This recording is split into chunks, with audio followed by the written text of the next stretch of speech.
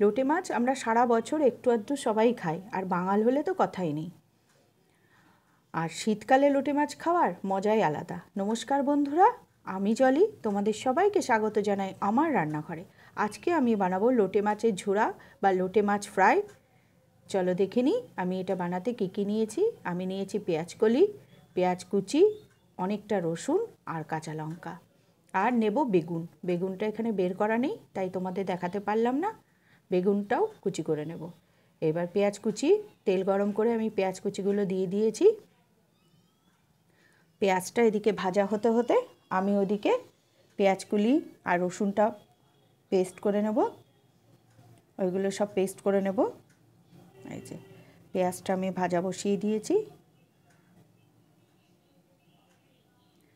পেঁয়াজটা একদম লাল করে ভেজে নেব। ভেজে নেওয়ার পর তারপরে আমি বাকি মশলাগুলো দেব।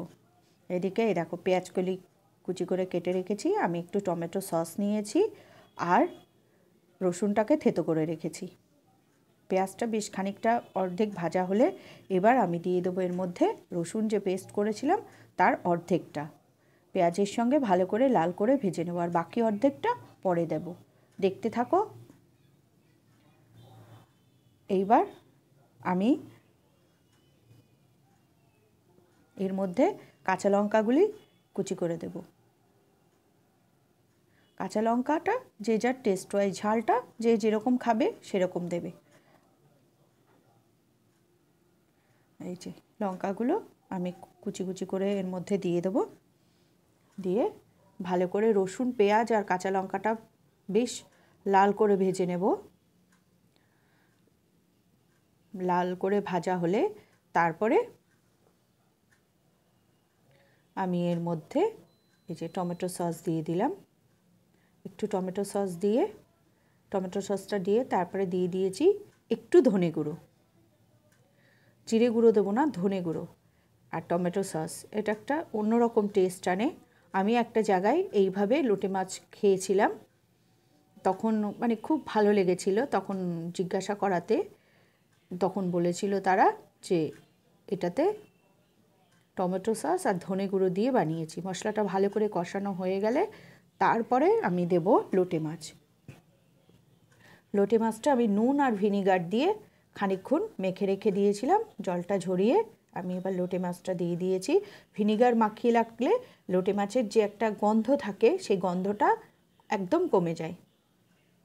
আমি আগে লোটে মাছ খেতাম না। আমার মানে বিয়ের পরে আমি শ্বশুরবাড়িতে এসেই লোটে মাছ দেখেছি। আর যখন ওদের বাড়িতে রান্না হতো লোটে মাছ, আমি ওপরে গিয়ে পুরো জানলা দরজা বন্ধ করে রাখতাম যাতে গন্ধটা, এত বাজে লাগতো আমার গন্ধটা। কিন্তু এখন আস্তে আস্তে একা থাকতে থাকতে হাজব্যান্ড ভালোবাসে, ওর জন্য করতে করতে এখন লোটে মাছ আমারও প্রিয় হয়ে গেছে। আর এই মাছের অনেক উপকারিতা আছে শুনে এখন খাই। এই যে লোটে মাছটায় এবার আমি একটু হলুদ দিয়ে দিলাম আর বাকি রসুনটা এইবার দিয়ে দিলাম। এই যে খানিকক্ষণ কষানো হয়ে গেলে এবার বাকি রসুনটা দিয়ে দিলাম। দিয়ে খানিকক্ষণ রেখে, লোটে মাছ করতে গেলে না অনেকক্ষণ খুব নাড়াতে হয়, হাত ব্যথা হয়ে যায়। এই মাছটা মানে নাড়িয়ে নাড়িয়ে একদম মানে শুকনো করতে হবে। এই যে আমি এবার পেঁয়াজকলিগুলো দিয়ে দিলাম। মাছের সঙ্গে পেঁয়াজকলি দিয়েই ভাজা হবে। এবার আমি একটু নুন দিয়ে দিলাম। নুন দিয়ে আবার একটু নাড়িয়ে দেব।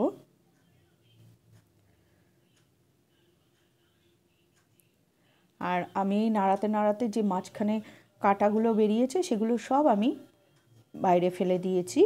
কেননা কাঁটাটা ফেলে দিলে কি হয়, মাছটা বেশ ভালো লাগে। এই যে এবার বেগুনগুলো আমি কুচি করে রেখেছি। বেশ শুকিয়ে গেলে মাছ, লোটে মাছটা বেশ ভালো জলটা টেনে গেলে একদম তেলে আসলে তারপরে বেগুনটা দিতে হবে। বেগুনটা দিয়ে আমি ভালো করে ভাজা ভাজা করে নেবো। একটু খানিকক্ষণ ঢেকে রাখবো, তাহলে বেগুনটা নরম হয়ে যাবে। এই যে ঢাকনাটা তুলে আবারও খানিকক্ষণ একটু নেড়ে আবারও ঢেকে দিলাম। ঢেকে এবার দেখো মাছটা আমার কতটা শুকনো হয়ে এসেছে। আর এইভাবে লোটে মাছ মানে একটু ধনে গুঁড়ো টমেটো সস দিয়ে লোটে মাছ বানিয়ে খেয়ে দেখো, খুব সুন্দর লাগে, একটা অন্য টেস্ট। এই যে একদম শুকনো হয়ে গেছে আমার লোটে মাছটা, একদম তেলে এসে গেছে। এই মাছটায় জল জল থাকলে একদম ভালো লাগে না। এবার আমি এটাকে নামিয়ে নেব। ধনেপাতার দেওয়াটা তোমাদের দেখানো হয়নি, আমি একটু ধনেপাতাও দিয়েছি। দিয়ে এই যে লোটে মাছটা দেখো কীরকম তেল হয়ে গেছে, তেল তেল হয়েছে একদম, এরকম তেলে আসলে তারপরে নামিয়ে নিতে হবে। আমার লোটে মাছ ফ্রাই কেমন লাগলো তোমাদের কমেন্টস করে জানিও বন্ধুরা।